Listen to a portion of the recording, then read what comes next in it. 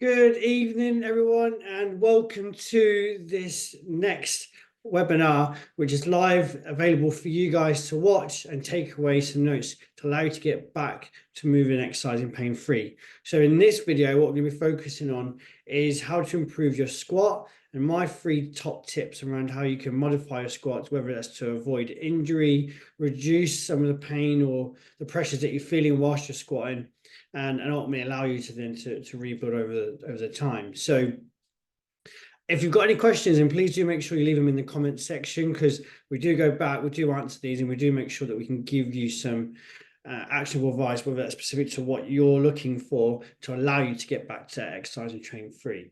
So I'm just going to share this screen for us now to get going. And once we have got onto it, present on there, we'll start to make a move. So yeah, so like I say, we're going to go for the top 3 tips. It's going to be nice and short, roughly around 30 minutes long, and the idea around this is to focus on how we can really simplify it, because from my experience working in our injury clinic, what we often see, it gets overcomplicated, and then people then shy away from taking part in the squat because they don't think it's right for them, it's bad for them, or any of the misconceptions and maybe the beliefs that they've built over time in their experience. So hopefully by the end of this, you're going to find out that it's not that difficult, and you can then start to get on with it as soon as possible. So first things first, whenever I do these, I just want you guys to know more about me, our business, and then how we then pursue to help people achieve this. So as you can see in these pictures, I've just taken some highlights and some of the main factors that I like to be doing outside of work. And that includes taking on exercise challenges from all around the world, and ultimately just enjoying my body, keeping it moving, and making the most out of it whilst we've still got it.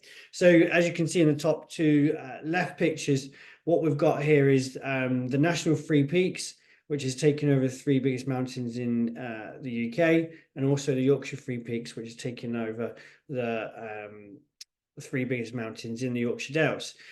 Picture next to that is me in my ice bath, which I take religiously multiple times throughout the week, and that's to, 1, improve my recovery, allow me to get back to training as quick as possible, but 2, building up mental resilience around that.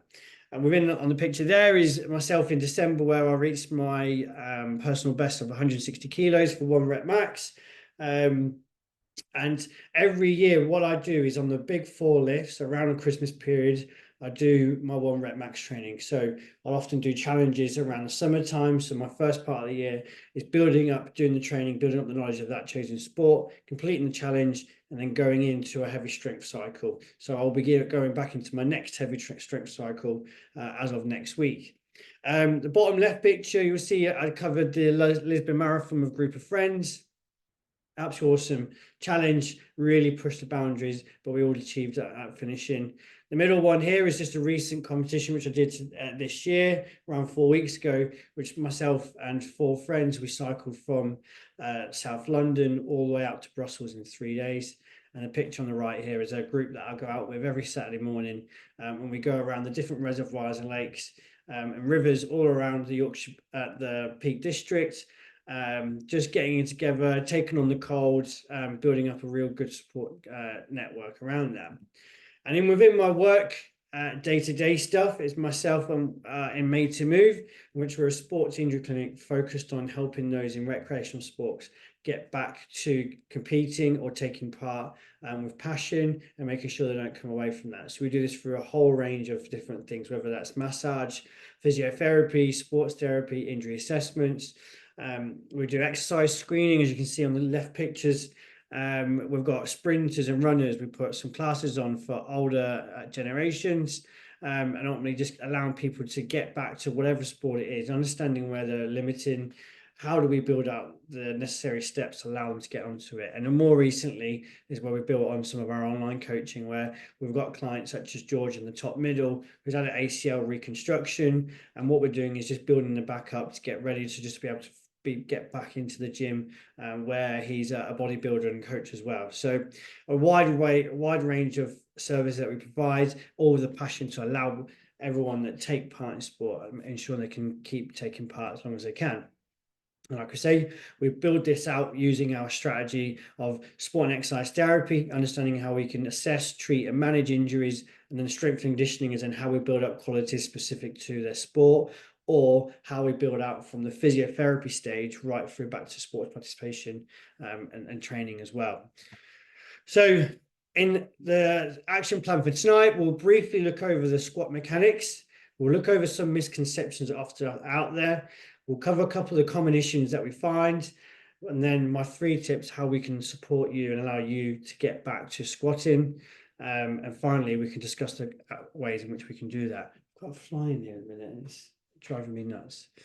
So briefly, what we're going to look at is the squat mechanics. So the squat mechanics really comes from an element of understanding where we are in the position. On this picture here, we can see 4 different types of squats. And within those squats are going to be different influence on how our body is and how we're moving around it, which means then we're going to load it when we're using weight. So first of all, we're in a standing position. We're all starting at the same standing position, whether the bar's behind us, in front of us, or the weight's in front of us. We'll be standing in a neutral position. From that, as we move down into the bottom of the squats, we call that the descent. And when we hold at the bottom, which is called the hold, we'll find that then we're going to be holding ourselves slightly different. So that on the left picture, where we've got the goblet squat, we're in an almost vertical position. And then as we then go into the front squat, we slightly lean forwards as we position ourselves around the bar. And then the next picture where we have the high bar, we're slightly leaning more forward as the bar goes behind us, because we want to keep that bar in a nice neutral position for our mid portion of our feet. And then finally, when we've got the low bar squat, which is often where you see in power lifters, the bar will be lower down, they'll have to lean more, but that's going to allow them to recruit more glute and quadricep muscle recruitment to power back up. So the different variations of squat mechanics and where you're going to be positioning is going to put a slightly different load on muscle groups, but that allows us to then maybe lift heavier weight or less weight. So it's a really important thing to understand, and how we can then prescribe whether it's a certain mobility or strengthening exercises so that we can achieve that certain thing. So if someone's coming in, they've pulled the back, we might bring them all the way back into our goblet squat so they can lift and move well whilst their back's in a nice neutral position. And over time, through strengthening and repairing some of the damage that might have been caused, we can allow them to go into maybe a front or a high bar position where they're going to be leaning more forward and causing some more recruitment for the lower back muscles.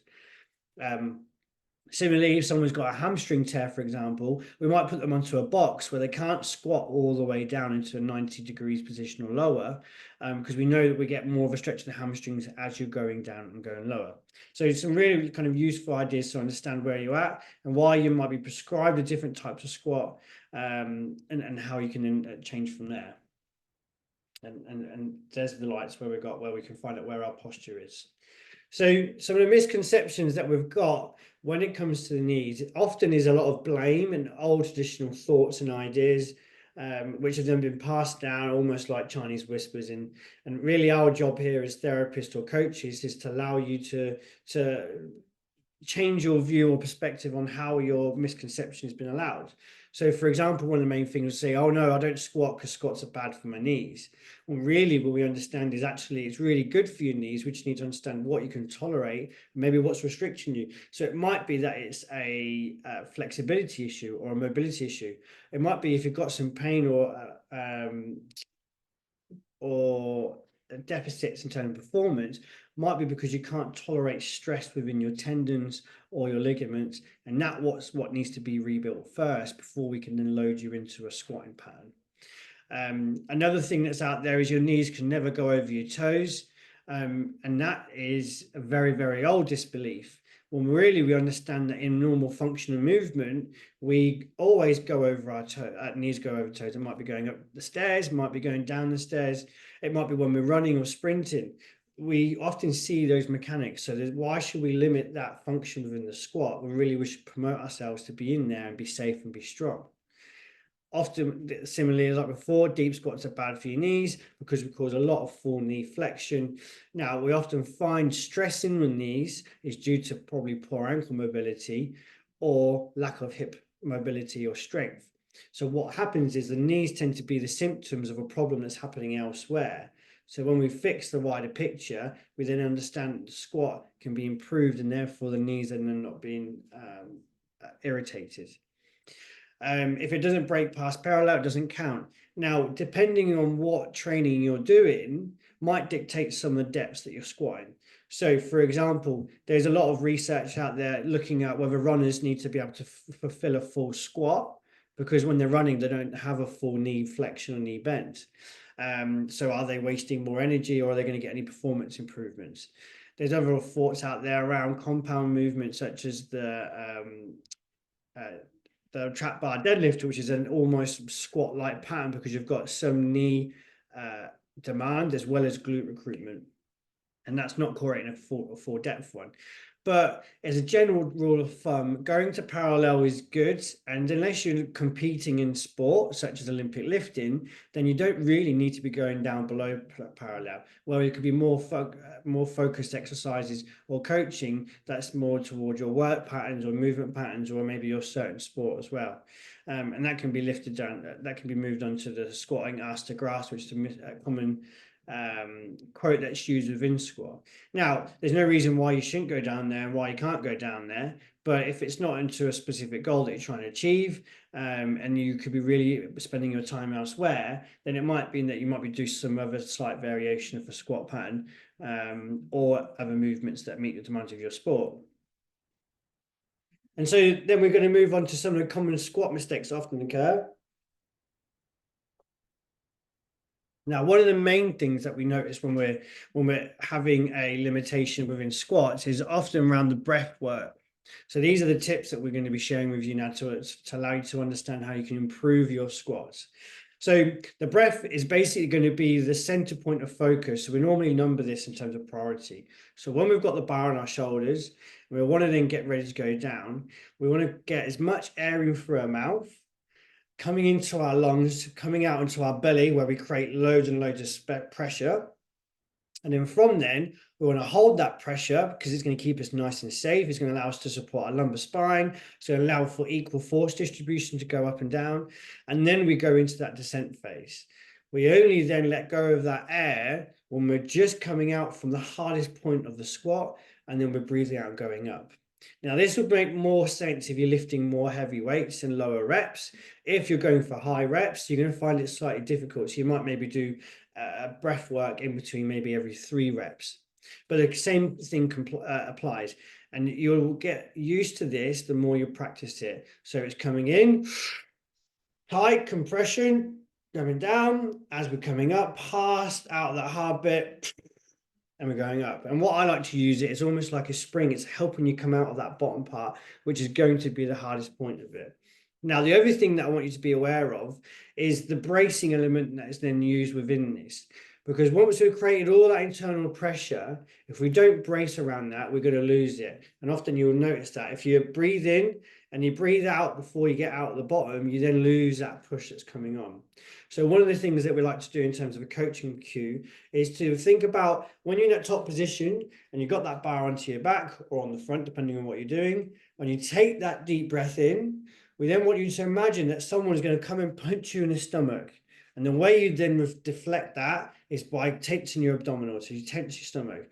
That increased air pressure and then that tightness that's coming through the stomach is then going to create such a solid foundation. So when you come down from the bottom of that squat, you then breathe out as you push up. You've got that added contraction as well as the breath that's going to be lifting you out. And that's normally one of the top tips that you're going to use that's coming away from there. And you can see this in action. If you're here, breathe in, hold, come out of the hard bit, and I breathe out.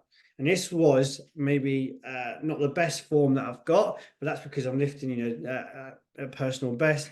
But as you can see, as I've come out of it, it's not until I get to that point where I may be halfway up and then exhale. And if we go again and we listen over to it, you're getting that deep breath in, using a belt to help as well. Breathe in, drive out. And that's what's going to help you in your lift to really solidify that. So moving on then, so what we're going to be looking at now is the foot stance and the width from where this is. This is a real key factor, and when we're screening people, which we'll see a bit more soon, is understanding where the foot position is and how that's going to allow them to sink into a nice deep squat. If your feet are too narrow, you're going to be too off balance. And if you don't have enough ankle mobility whilst your feet are narrow, what's going to happen is it's going to kick you out and you're going to roll backwards and feel like you're going to fall over. Similarly, if we go really wide, what's going to happen is we haven't got enough force or function allowing us to come out of that bottom part. And when we're going down to the lower part, we need loads of hamstring and groin flexibility to allow us to sit to that bottom. And so then on this final picture that you see on the right, when we've got our feet outside our hips slightly, maybe our feet are turned slightly out, feet are slightly turned out. When we come down, we've got a nice equal force distribution through our feet, through our knees, which then go up into our hips. And that is where it gives us a good flow to work from. So the easiest thing to do is grab the bar onto your shoulders with no weight on, step out, and then just play around with your feet position. Spread them out so they're hip width, go down, come back up. Bring them in, so just inside your hips, go down. Okay, I find that a little bit more difficult. I'm going to fall over. Then go a lot wider, and you'll find that the narrow and the wider would not be as comfortable. So then you just get used to that movement pattern. And it's really good just to reinforce when there's not a lot of weight in your shoulders, just to then get into that squat movement and feel comfortable around it. So this is all individual, because not only do we have the foot difference, but we have a hip socket variation as well, and where they sit. So males will have slightly narrower hips than women, just due to carrying child when they're pregnant. And we also have slight deviations on where our hips turn in and turn out. So you'll find that those that might be slightly more comfortable with the feet turned out because of how the hip joint is orientated. And similarly, those might be able to get away with it because, again, the hip socket might be slightly narrow, shallower, etc. So the main thing is just to explore and find out where is comfortable for you, and really take that time as well. Where the next part then is when we've got that hip width, at the bottom is where you're going to really notice where you're going to struggle. As I said before, on the left hand side, the guy's got his feet quite narrow, so his knees are coming out, but he's got that almost V shape at the bottom. Okay, what we'll tend to find is the inside of his heels will start to lift off, and he'll be then getting some balance on the outside of his shoe. Similarly to the guy in the middle, where he's got a really wide step, is then going to find when he gets to that bottom position, even though he's got that good depth, he's then having to really hold himself to be trying to be nice and stable. Whereas on the final picture, his ankles are pretty much in line with his hips. So then he's got that nice formal force distribution coming up and coming down. And then finally, what we're then looking at is understanding how the knees over toe concept is going to help us. And what you'll find in there as well is the knees over toes can really only be achieved if you've got appropriate ankle mobility. That means your knee is in line with your foot or more further. So you'll find in this picture here, the guy's knees are in front, but they are put forward. So what's happening is quite limited in getting to that point of the full depth. His feet are slightly pulled outwards to allow him to accommodate some ankle stiffness. And then on the picture here, what you'll find is the guy's got his feet pointed forwards to demonstrate that he's got tight ankles, because you'll find that he hasn't got much of a knee bend here compared to that guy on the left.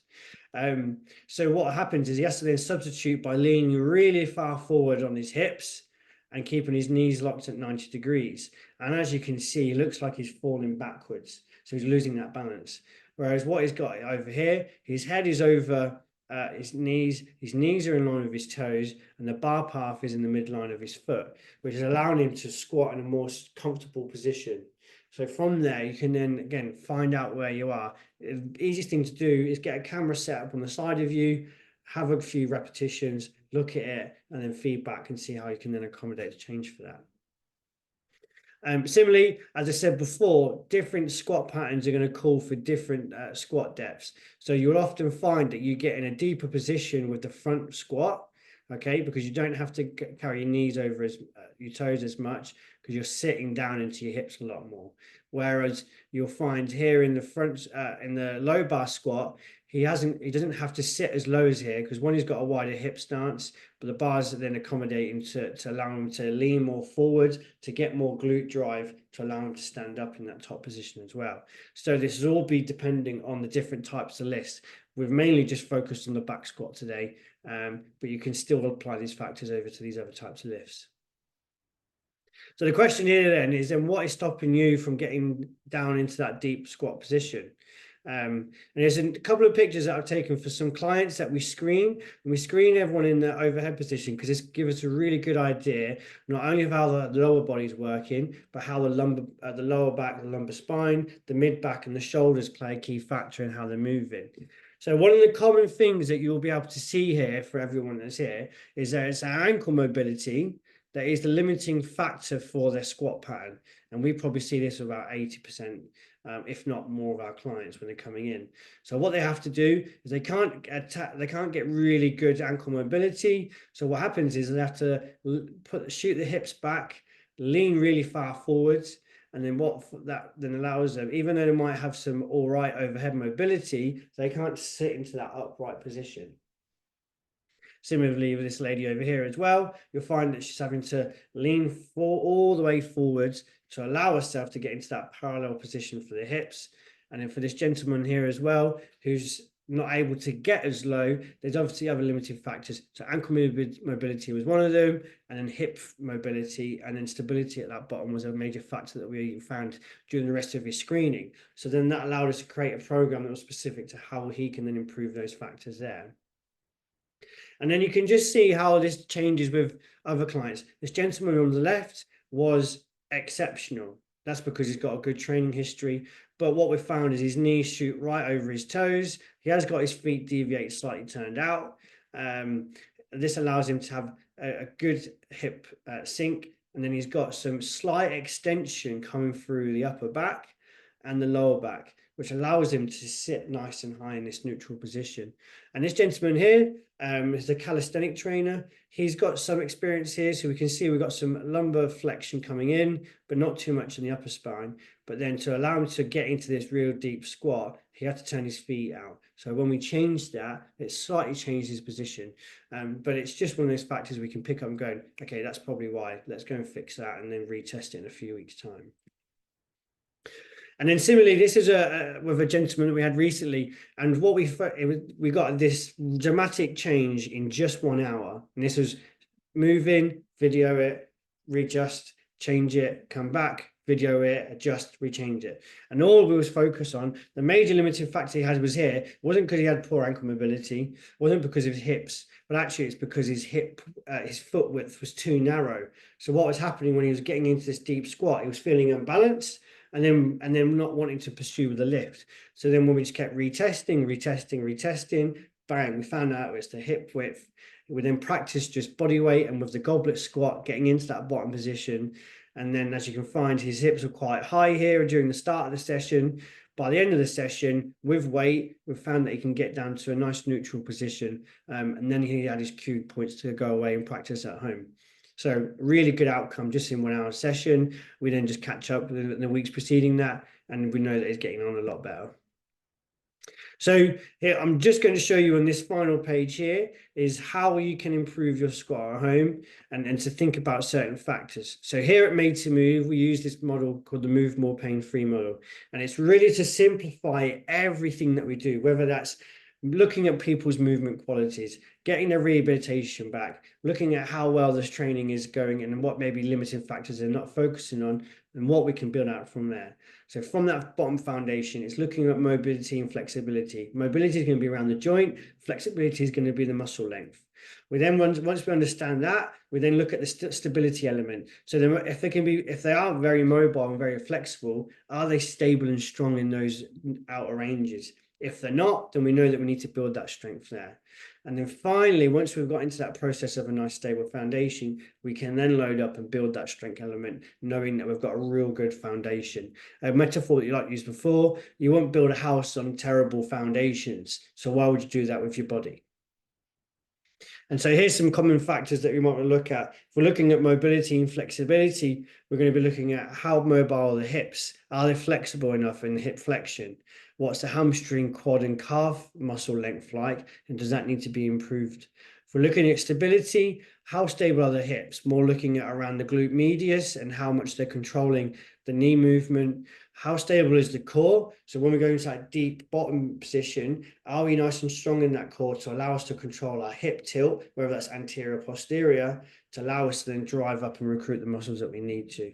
And similarly, how stable are the ankles? If we haven't got stable ankles and we can't hold comfort, then what tends to happen is we're then overcompensating elsewhere to allow us to achieve these movements. So it's understanding how that plays a key factor into it.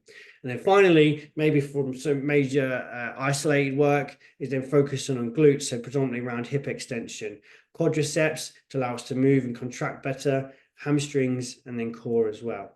So that's something for you to really come away and think about. Am I covering these foundations that allow me to do a compound movement such as the squat efficiently and under control?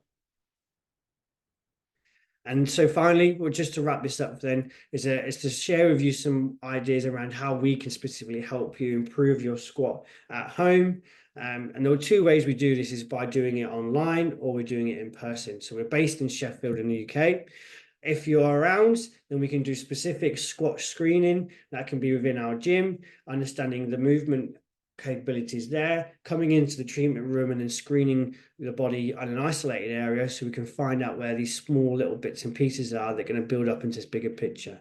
We can then follow up with that one-to-one training and rehabilitation coaching. So whether you're coming back from injury or you're coming back from, or you're looking to perform better in your chosen sport or just the squat itself, then we can do that. And second and thirdly is then looking at the squat seminar that we've got coming up to allow you to come in and be coached by myself and the staff to improve those functions that might be limited, building you a program that's specific to you and how you can come away from it from there. If, however, you're not around here and you want to get the support from myself, then we have the online coaching program. So the online coaching program is a 4-week rolling program, and what we do from first is we get you to do a movement screen on the video so we can then assess your movement quality. From there we can then set you up specific exercises, mobility stretches, whatever it is that's needed to improve those factors whilst we rebuild your squat.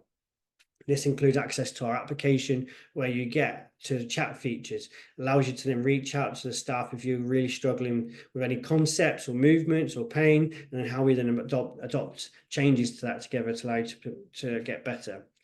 If, though, you're feeling confident and you don't need our coaching abilities, then the final element that we've got here is our 8-week program. So once we've got your movement screen, similar to what we did at the start, we then set you a program that's specific to those goals. And then we then touch base on the 4-week and 8-week basis just to see how you're getting on, give you some assistance as needed, and allow you to then continue to pursue yourself. So if you are interested in gaining some support from myself and the team to improve your squat mechanics and to allow you to lift with less pain and more passion and to have a real long life in squatting, then I have 3 spaces available to allow us to be real touch base, be individualized to what you're focusing on, and to allow you to squat more with less pain.